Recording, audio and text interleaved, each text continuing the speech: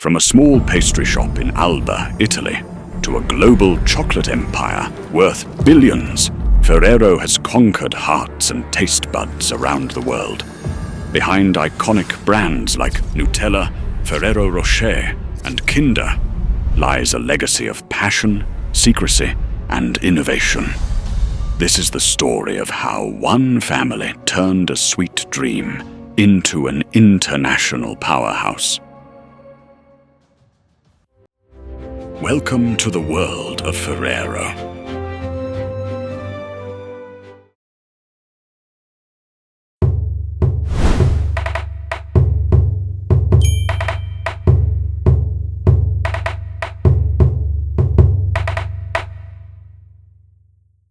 Pietro Ferrero was born in 1894 in Farigliano, a small town in the province of Cuneo, northern Italy. At the time, his family lived in modest conditions, surviving off a tiny plot of farmland, passed down through generations.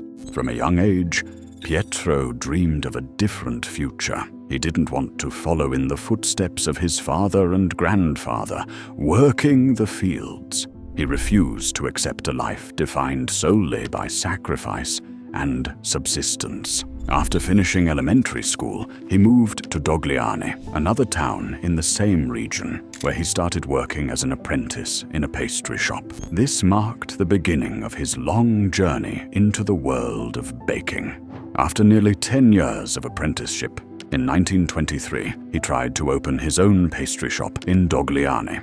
The business, however, didn't succeed and shut down quickly. But something good came out of that failure.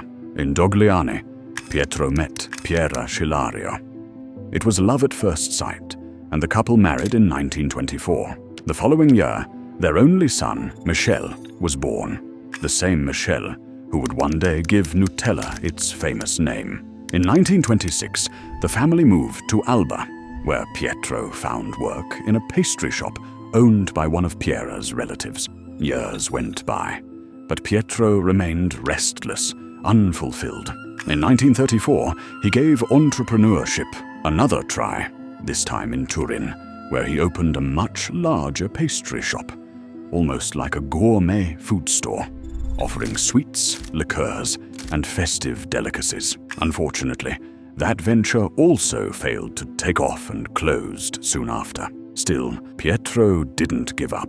In 1938, he went much farther afield, to Smara in Eritrea, and started a new business there. According to some sources, he produced panettone for Italian soldiers and settlers in the colony. By 1940, however, fearing the escalation of World War II, Pietro decided to return to Italy. He came back to a country profoundly changed, not only because of the war, but also in his personal life. By then, the pastry shop in Alba, where he had once worked, had come under the management of his wife, Piera. Together, they decided to open a small artisanal workshop and divide the responsibilities. Pietro focused on inventing new recipes, while Piera handled the business side. He was the creative mind.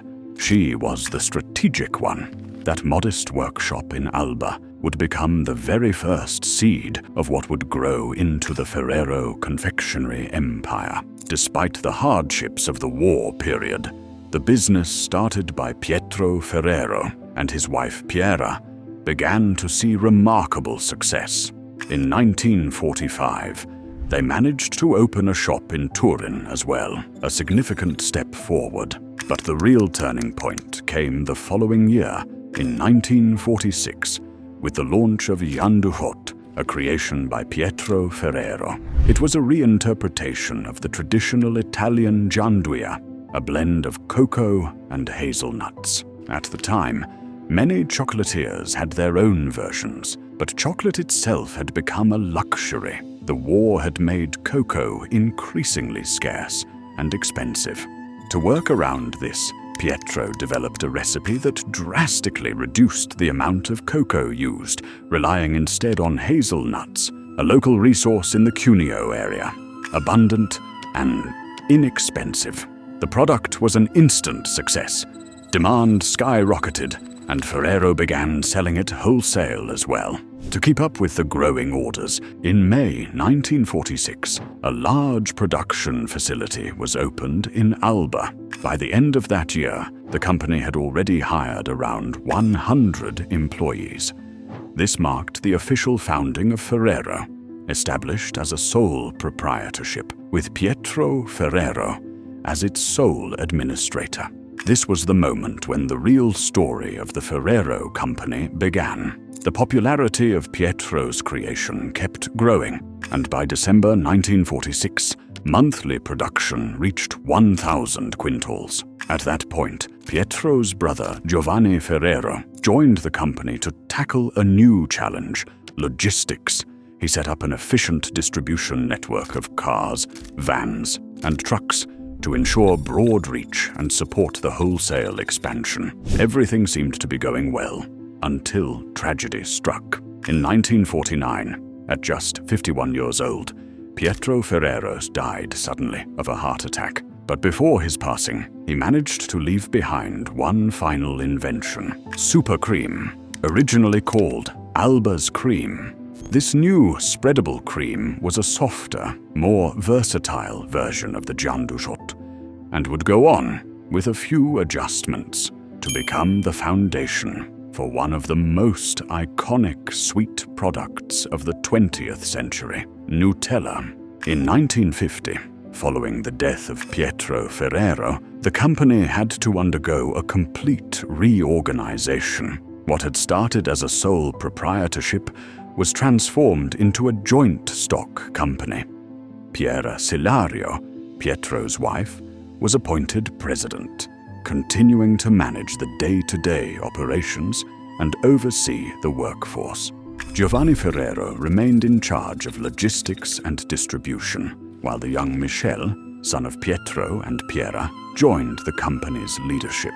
In essence, Michele stepped into his father's role, focusing primarily on production and product innovation. Michele shared many traits with his father. He too believed that constant innovation was the key to growth. Some would later say that he not only inherited Pietro's creativity, but also his uncle Giovanni's organizational mindset. With Michele's rise, the foundations were laid for what would become one of the most influential business dynasties in Europe. In 1950, Ferrero's annual revenue reached 500 million Italian lire, equivalent to around $10 million today. With this capital, the company expanded its production capacity and launched major marketing campaigns. During the same period, the number of employees grew to about 300. Thanks to smart promotional strategies, Ferrero quickly solidified its position in the Italian market.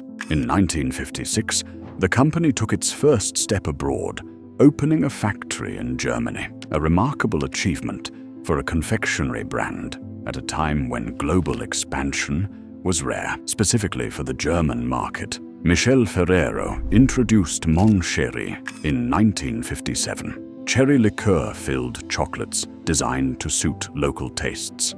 And while they never became hugely popular in Italy, in Germany they were an instant hit. 2 years later, in 1959, Ferrero established a branch in France as well.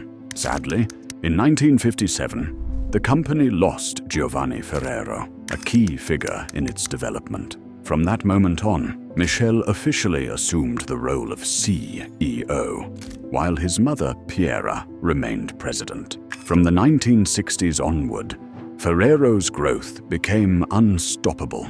After conquering the German and French markets, the company quickly expanded across Europe, opening new branches and launching new products, including brioche, Fiesta snack cakes, and the first version of Duplo. In 1964, Ferrero adopted the logo we still recognize today, and that same year marked the birth of its most iconic product, Nutella. The name, inspired by the English word nut, was chosen to sound familiar across multiple languages, a brilliant move considering the brand's global success. In 1969, Ferrero entered the US market, opening its first branch outside Europe. For American consumers, the company developed Tic Tac, tiny mint candies that would later be released in various flavors. In 1973, Ferrero International was established as the corporate holding to manage its growing number of global subsidiaries. The legal headquarters was set in Luxembourg, where it remains to this day, a decision that sparked some criticism at the time due to more favorable tax conditions compared to Italy. And if you want to share your thoughts on that, the comment section is open. Between 1974 and 1980, Ferrero opened production sites on every continent, becoming a truly global brand. In 1980, the company suffered another great loss with the passing of Pietro Ferrero, who had served as president since 1962. Her contribution to the company's growth had been invaluable, and her death marked the end of an era. Yet, Ferrero showed no signs of slowing down.